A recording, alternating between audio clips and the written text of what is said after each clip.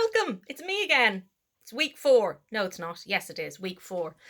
So you've been doing clay work up until now, and now we're going to work with pencil, with charcoal. Well, you can work with whatever you like, but I'm going to look at light and dark, really, and values. So thinking about when you're drawing, whether you're using light and dark in the appropriate places, and how do you distinguish when something should have a line or a shadow, and how to kind of pick it apart. So what I've done, I'm just going to switch the camera around, is did that work? Oh, maybe I can't do that.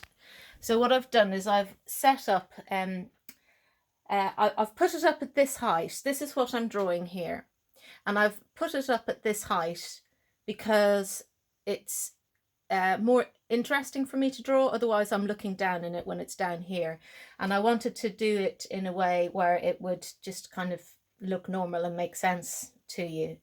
So I also have my pad, which those of you who are following the program with me will have a sketch pad in your bag, and also a 4B pencil and several pieces of charcoal. So what I'm going to do is prop up the camera in a little while, but what I'm going to do is to first of all show you how to kind of position your work, because sometimes the most difficult thing is knowing where to start. And quite frankly, I find that difficult. So what I'm going to do is I'm going to bring you through 2 different things. So the pencil, I'm going to, as I said, look at where to start, how to map it onto the paper. We're then going to start working into it with light and dark and shadow. And then I'm going to show you with charcoal, again, the same kind of thing. And then kind of working into it and making it, I suppose, just more viable and more a drawing where it makes sense. Yeah. I'm also interested in using, you see, I've got lines here. So I've used a pale, I really should employ a camera person. I've got pale bowl, I've got pale background, and the whole reason for that is I wanted you to see in an uninterrupted way how the light falls on there, so that we can really look at the light and the dark, which is another word for values, and shading, and just try and make sense of it. Okay, so what I'm going to do is I'm going to just kind of prop you up here. So just that is what I'm looking at, that way, something like that. Now, while I'm drawing, you're not going to be able to see that. I haven't figured out a way of being able to do that. So what I am going to do is just prop you under here, hopefully, and you'll be able to see. If I do that now, I'm going to have to just move that over a little bit. There we go. That should be okay.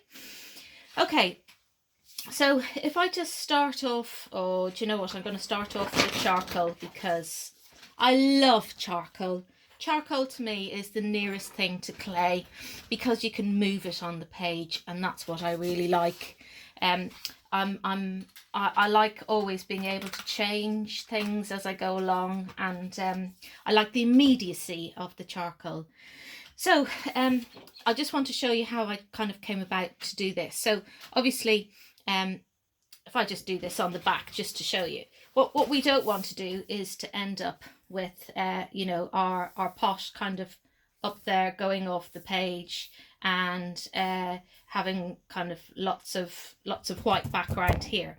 So what we want to do is to think about how we're going to make this composition work. So the bottom line is that I need to think about, first of all, that where do I want this bowl to be? So I want it to be in the middle, and I'm just going to aim for it roughly to be in the middle. So in a very, very loose way, I'm just going to put in a bowl shape. That's roughly what we're looking at over there. So that's fine. Now from this, I'm going to put this one down here, because I'm looking up there, but you're going to be able to look at this and go, oh, okay, I get what she's trying to do. Otherwise, it's kind of difficult for you to make sense of it, because quite frankly you need to see that and this at the same time, and I haven't really quite worked out how to do that. So here we are, we've got our pot just in there. It's not the right shape, it's not right anything, but it's roughly in the right space on the page, and that's what we're concerned about.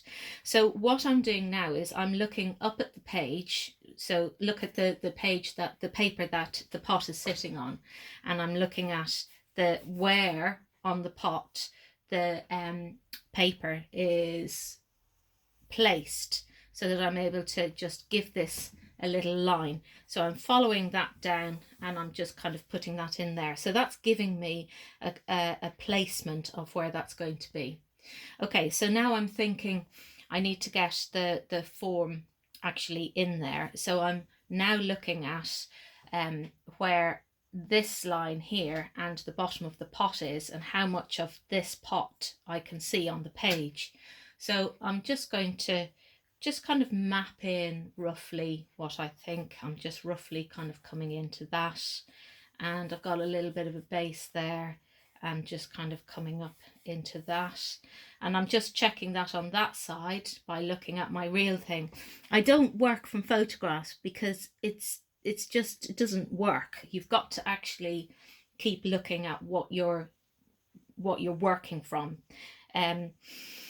Okay, so I've got this kind of shape here, and now I'm thinking, okay, so I just need to get the shape right. So now I'm looking at the pot, and I'm looking at the height from here to see how high this needs to go, and also thinking it needs to be just out a little bit more. So I'm roughly about that. Okay, now ellipses, that's the word for this thing. That's the word for the round. When you're looking at it, it's a shallow ellipse or a deep ellipse, you know, that's the word for that opening there. So I'm just looking on here and I'm thinking, okay, so I've got quite a dark bit kind of just roughly here. Now, one of the big tips on an ellipse is if you just take it a line going straight across like that, and don't worry, you can get rid of it later, is however that lower ellipse is going to be mirrored on the top one. So if you see this for a minute, if I'm up like that, you can see immediately that that's wrong. So if you know, and you're looking and you're thinking, yeah, that looks about right, then you can just kind of give yourself a little nudge of a little point there, and then that will help you to get the right ellipse. The other thing about the ellipse is that's all very well, that being up here, but you need to have the same ellipse on the base. Otherwise it can look a bit like, here, shall I do it up here? Otherwise you can look like you've got an ellipse like that there, and then something going on there, and if you've got a flat bit like that, it just looks all wrong. Okay, okie dokie. So yeah, I know I shouldn't have really done that there, should I? So this is just an ordinary rubber. I would normally use a putty rubber, but they're not here. Okay, so now thinking about light and dark. These will just rub away really easily with your finger, but if you really want to, you can use a putty rubber or an ordinary rubber. And failing that, the other thing that surprisingly works really well is if you take a piece of bread, I know, bonkers, it's not an Irish thing. If you take a piece of bread and you roll it up in your fingers so it's almost like a dough, that works really well for charcoal in particular. It's all right for pencil too, you know, in an emergency, but works really well for charcoal because it absorbs the charcoal. Okay, less chat, more action. Okay, so now I'm looking at this. I've got it mapped out. Roughly where I am, and I'm looking at where the light is falling on there. So I'm just looking just at the rim and just kind of mapping in. And you'll notice on this one, which is what I'm looking at on the real one, is that it's not just a whole circle. It's about the light being along here. and it's a little bit of a shadow on the inside, and we're leaving a lot of that light, so that it's all about how you're using the charcoal on there, keeping it light and keeping areas light and areas darker. Okay, so that's just I'm just kind of thinking about that now. But the other thing I'm going to do before I start on the main body of this is, you'll know about, when I've spoken about this before, about squinting at something. I know, it's another one of my peculiarities, but actually it's real. So I mean, even if you just look at that and really squint hard at it, right, what it does is it shows the dark bits really strongly, and it shows the light bits really strongly, and it just helps you to kind of separate things out in more of a block. Okay, so we're going to look at just behind it at the moment, because where the light is behind, that's showing us the shape of what's happening here, and it's also helping to bring the pot forward. So it's not all about a line, it's not a line drawing, you're looking at the shade and what's happening where. Now there's a little glimmer of light as it's coming through the window, so I'm just going to block that off there and off there, because I can see where it's coming through, and I can see that it's that bit darker up there, and I'm bringing that close to the line there. Now you can do that. You can also, whereas I thought I had another bit there, I'm just going to break this one. You can also use it on its side like that, and it'll block out a whole portion. Now you can use your little finger, well, you can use any finger, but I really like using my fingers in the work. It's probably a clay thing, you know, it's that thing about being able to be right in there and doing. But the other thing that works really well is this. You'll see here how this is working. It really gives it a real velvety kind of finish, like that, a real softness like that. And you know, I could put a little bit just really softly along there, and I can see that the shadow is building a little bit more as I come out there. And I'm just looking at the I keep pointing upwards because that's where I'm looking, but for you guys I'm looking now down here, and looking at how dark that is, which is a similar but not quite as dark as there. So I have one area that's around here, so I'm going to take that into that darkness there. Ooh, the darkness. There we go. And now I've got a second shadow. It's probably because where I'm looking here, I have two windows. I've got, it's, you know, one of those where they both pull out like that. So maybe that's why I'm getting two shadows. I'm not really too sure. But the other thing that's really important is I've made sure when I'm doing this, I only have one source of light. I should have told you that right at the beginning. And the reason for that is, otherwise you're getting shadows from everywhere. And I don't want that. I want the shadow coming from one area so that it's giving a strong image, and it's helping me to see it really clearly. Okay, so back to here. Honestly, clay videos are so much easier.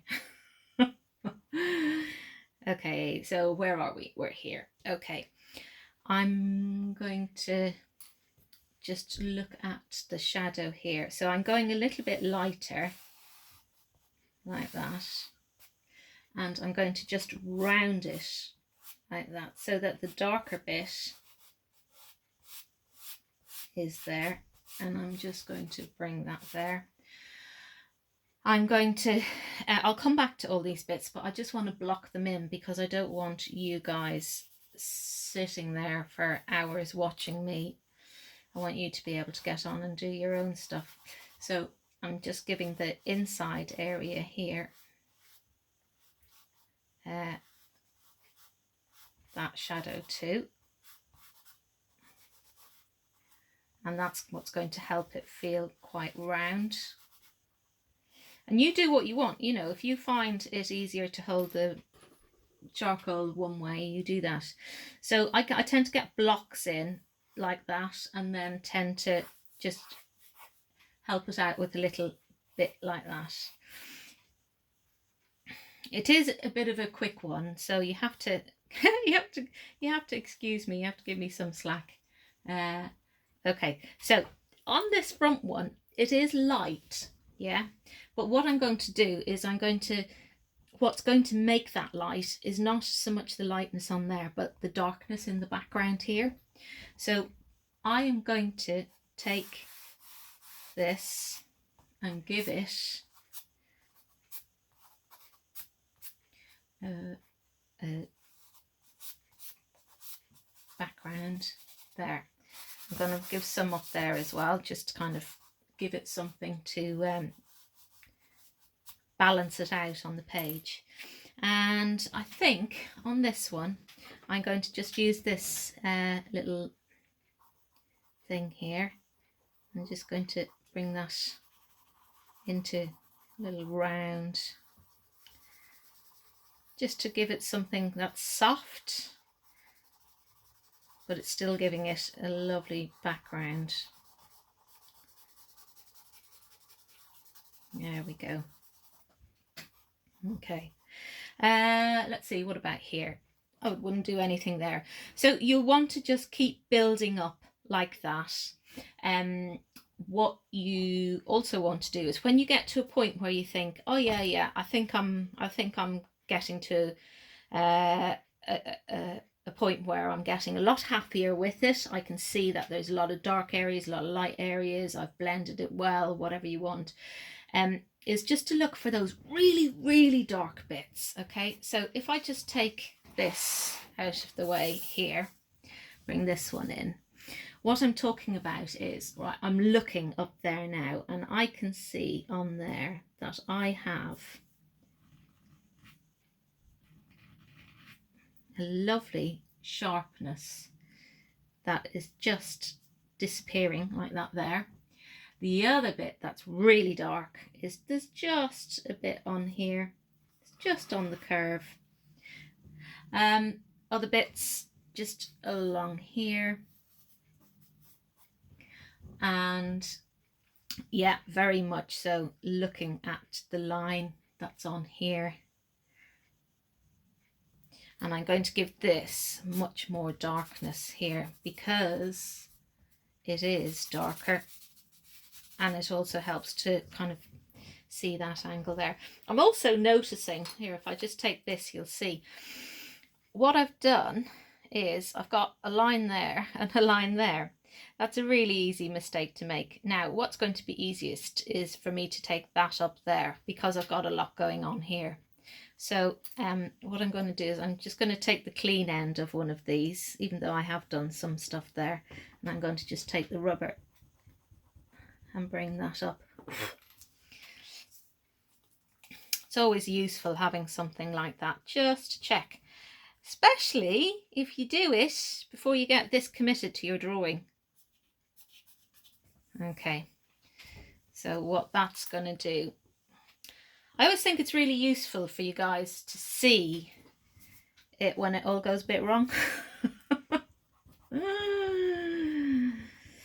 There we go. So I'm going to just take that out there, really clean that up.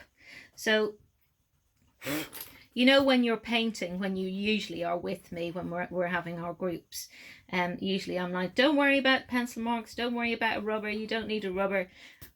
Always in charcoal, I love a rubber because the rubber, I mean, obviously that's just fixed that there, but the rubber is another tool of making something lighter. So what I'm going to do here is take this back, just take that nice sharpness there, like that, move it away. There we go. And that's much, much better. Yeah. Okay. I think that's it.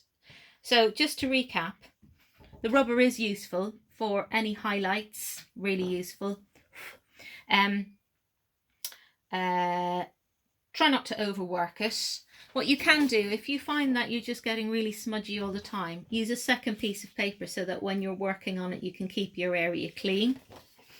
Something else to tell you about the charcoal is, I'm just going to fix this bit up here, because what I can see on what I've got up here is that it just kind of disappears. So I'm just going to bring that in because it's glaring. Either way, sometimes you think, oh, that'll do. And then other times you think, oh, that's really glaring. I couldn't leave that, even though it is just a kind of work in progress.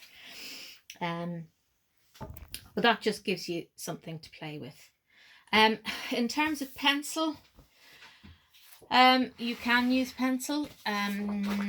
Pencil for me just is, I find it's not my natural medium. It's not my natural medium because it's just takes me too long. But I know for many of you, you really, really like that. But so let me just run through a few little things. So you can use lots of different methods. You can use the pencil on its side to get blocks like that. You can use cross hatching. You can use the curve of the ellipse that's on there. That helps you to kind of keep the kind of roundness of what's going on there, so that you would, if I just do a small patch of it here, what you would do is just kind of gradually work it up so that this area here is just getting darker and darker, and you just end up going, you know, much darker into some of those areas. The great thing about the 4B is that you can get really, really kind of strong dark points. So if I just do, remember we were talking on the other one about a nice strong clean line, you know, that you can get something really strong like that. And also, so say for instance, just on the inside there, when we were talking about the inside of that, you know, what I would do there is just to again run with the curve, because it'll help to get the shape of what you're doing. And again, on my one, I have the darkest bit kind of up there, and kind of in there, so you can kind of see what's happening there. Now you'll notice that often I'll hold the pencil like that. That's because when you're like this, you've got only a small area of movement. So, you know, if I'm like this, that's where I'm at. When I'm like this, I can go all like that. So for me, it's just more freeing. Okay, so let's just kind of look again here. So that's, I'm just putting in this line, which was, oh, let's use this then. You know what? Sometimes people say to me, oh, but I can't draw a straight line. Oh, guess what? Neither can I. So there we go, taking that to there, bringing it out like that, and then thinking about where the shade is, bringing it nice and close. And you know, you can always build it up. It doesn't feel that you have to go in for big blocks of big swathes as you go. So let's see here. Yeah, that would be fairly dark there. So let's just give that. Yeah, see, that's the other thing. I can just kind of play with charcoal better than I can play with this. Maybe I just need to spend more time with it. Maybe that's it.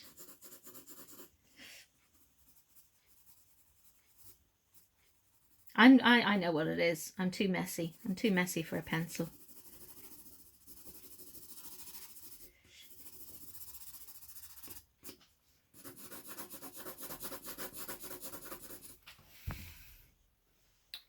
Okay, and then also thinking about the shadows, and in there.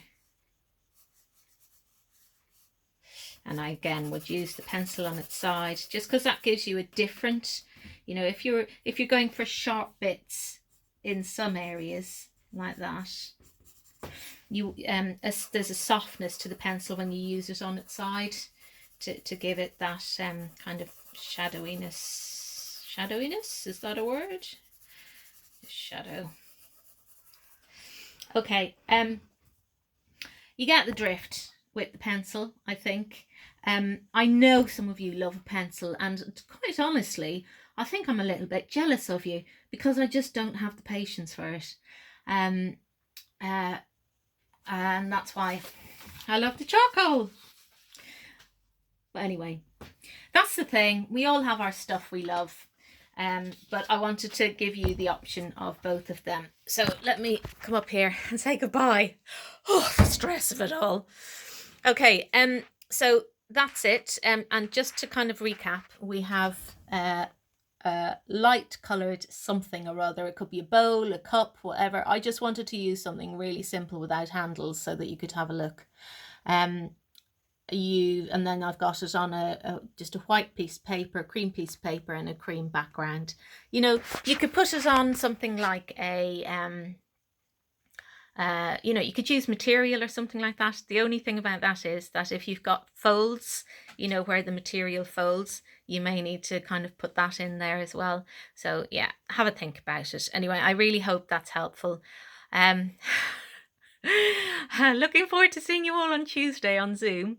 And yeah, if you've got any questions, then please ask them on Zoom, or if you can email me beforehand, and then I can kind of go through a list of questions, and then at the end of the day I will do a quick recap on YouTube like this, so that if you've missed anything and you're not sure of stuff, it'll be in the videos, so that you'll be self-sufficient. Okay, smashing. Good luck. Looking forward to seeing your efforts. That sounds awful. I don't mean efforts. Looking forward to seeing your work. And I've been so impressed with what you have been doing in lockdown. So well done. Between the work that you've been doing in response to these videos, and also the work that you've been doing in terms of your own artwork at home. So well done. Keep it up. Keep the faith. Keep creative. And I'll see you very soon. I'll see you on Tuesday. Bye-bye.